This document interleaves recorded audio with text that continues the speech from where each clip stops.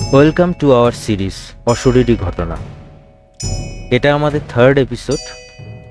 ভূত আছে কি নেই সেটা নিয়ে আমাদের তর্ক কিন্তু বহুদিনের। কিন্তু যাই হোক, এই সিরিজে আমরা ভূত আছে কি নেই সেই নিয়ে কোনো ধরনের তর্কে যাই না। যারা আমার রেগুলার লিসেনার তারা তো খুব ভালোভাবেই জানেন অশরীরী ঘটনাতে কি হয়। কিন্তু যারা আমার নতুন লিসেনার, যারা আজকেই আমাকে প্রথমবার শুনছেন, তাদেরকে বলছি, অশরীরী ঘটনাতে বিভিন্ন মানুষের জীবনে ঘটে যাওয়া সত্যিকারের ভূতের ঘটনা নিয়ে বলা হয়। এবং আপনিও চাইলে আমাকে আপনার জীবনে ঘটে যাওয়া এরকম কোনো ভৌতিক ঘটনাকে পাঠাতে পারেন, অথবা আপনার পরিচিত কারোর সাথে যদি এরকম ঘটনা ঘটে থাকে তাহলে সেটা আমাদের অনায়াসে ও অবিলম্বে পাঠিয়ে দিতে পারেন, মেইল করে বা ভয়েস নোট করে। মেইল অ্যাড্রেস আমি আমার ডেসক্রিপশানে দিয়ে দিচ্ছি। সো বেশি কথা না বলে শুরু করা যাক এই এপিসোড। তো ঘটনাটাই আমি আমার এক পরিচিত ভাইয়ের কাছ থেকে শুনেছি।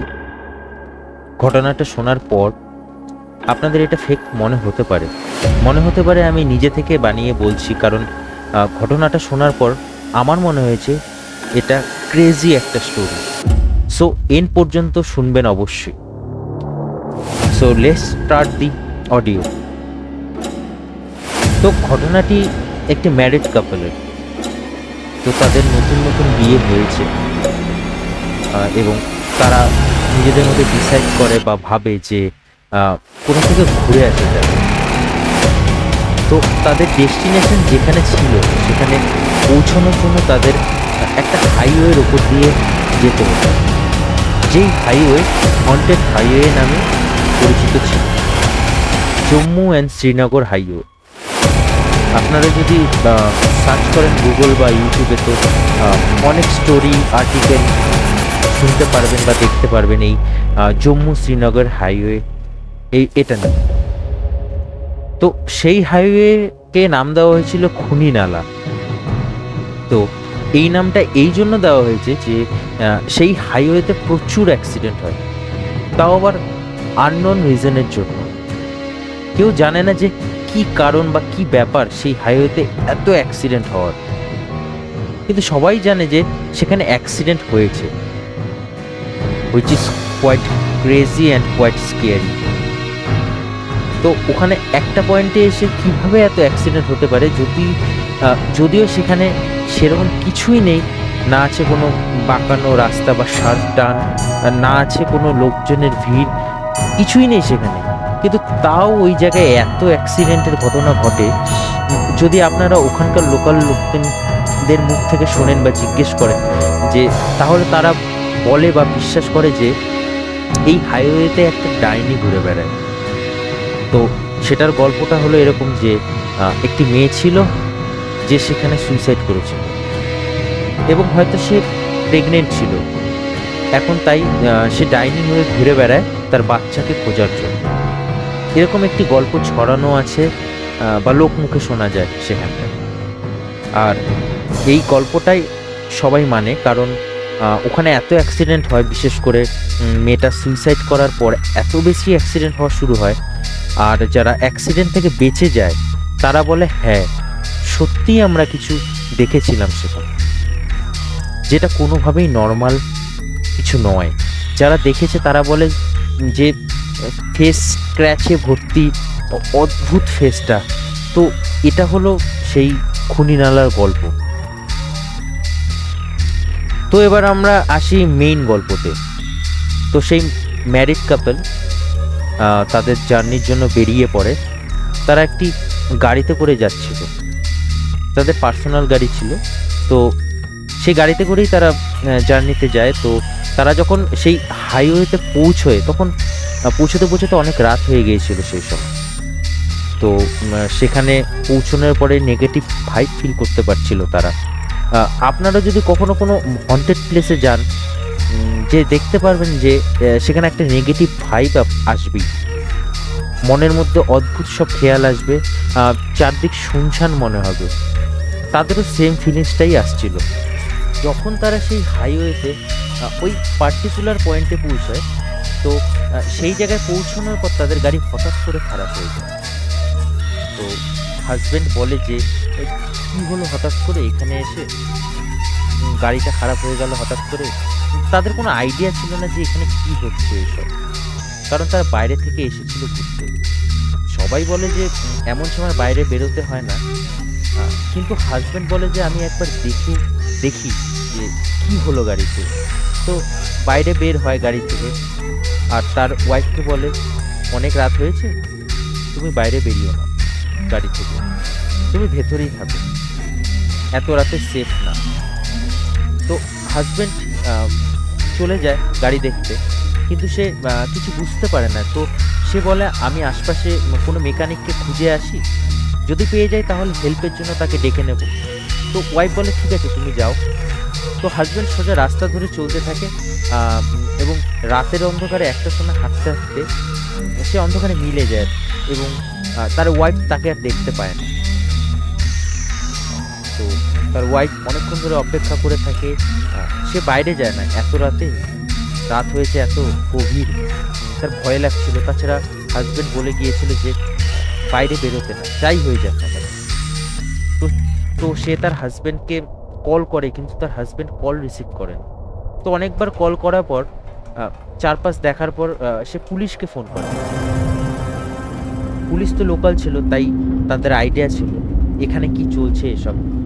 তো সে পুলিশকে ফোন করে সব ঘটনা বলে যে তাদের গাড়ি খারাপ হয়ে গেছিল, তার হাজব্যান্ড আশপাশে মেকানিককে খুঁজতে যায়, কিন্তু অনেকক্ষণ হলো তার হাজব্যান্ড আসছে না, তার কলও রিসিভ করছে না, আর সে এখানে একা একা বসে আছে, যদি সম্ভব হয় আপনারা আসুন।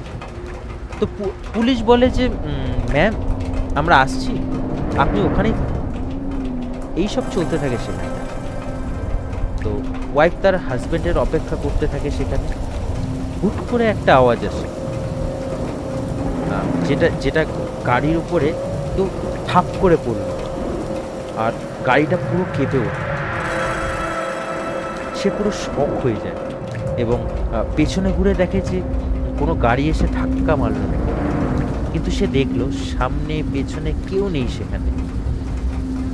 গাড়ি থেকে আওয়াজ আসছে, গাড়ি নড়াচড়া করছে, তো সে বুঝতে পারে না। তারপর আওয়াজ ধীরে ধীরে আসতে থাকে, যে গাড়ির ছাদের উপরে কেউ মারছে, ঠাক ঠাক ঠাক, আর কন্টিনিউ আওয়াজ বেড়েই চলেছে।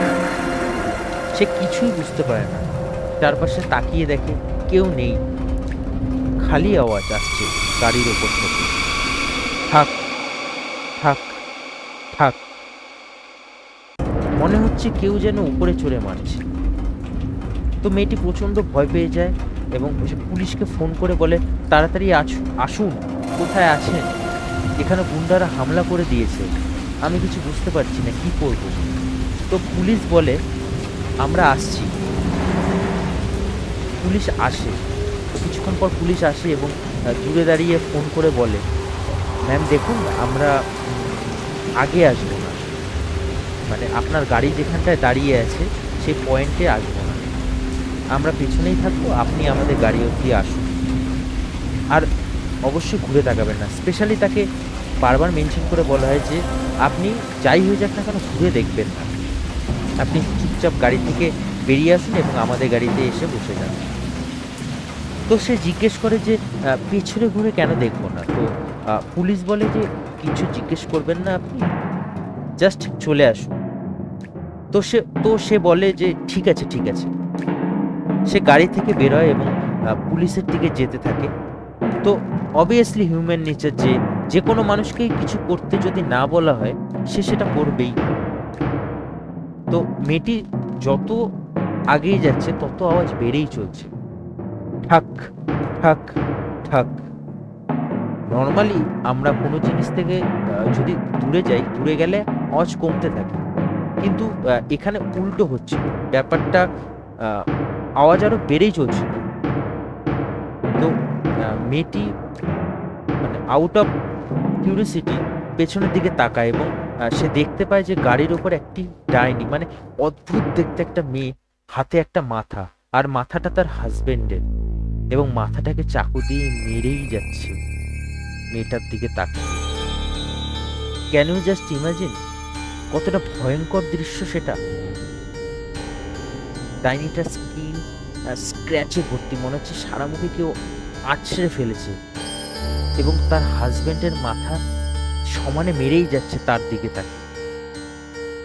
তো আমি যখন ঘটনাগুলো শুনি তখন বিশ্বাস করিনি, কিন্তু গুগল আর ইউটিউবে সার্চ করার পর দেখি যে ঘটনাগুলো সত্যি।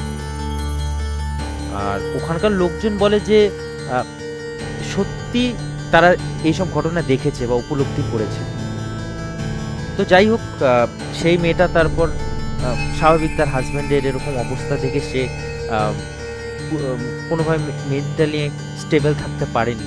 পুলিশ কোনোভাবে তাকে নিয়ে এসে হাসপাতালে ভর্তি করে এবং সে মারা যায় হাসপাতালে নিয়ে যাওয়ার আগেই, কজ অফ হার্ট অ্যাটাক।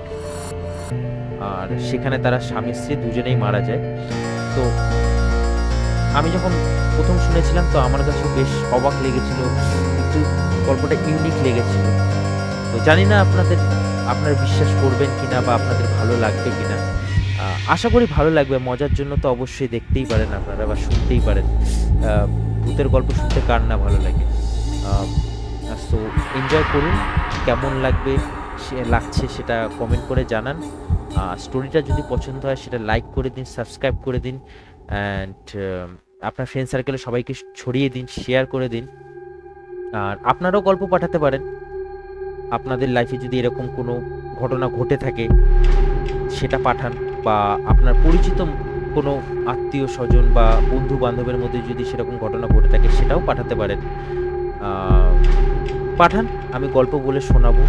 অবশ্যই সেটা আপনাদের ভালো লাগবে। আর অবশ্যই পাশে থাকুন, সাপোর্ট করুন। তাহলে আজকের মতো শেষ করা যাক। Good night, sweet dreams. আবার দেখা হবে পরের এপিসোডে।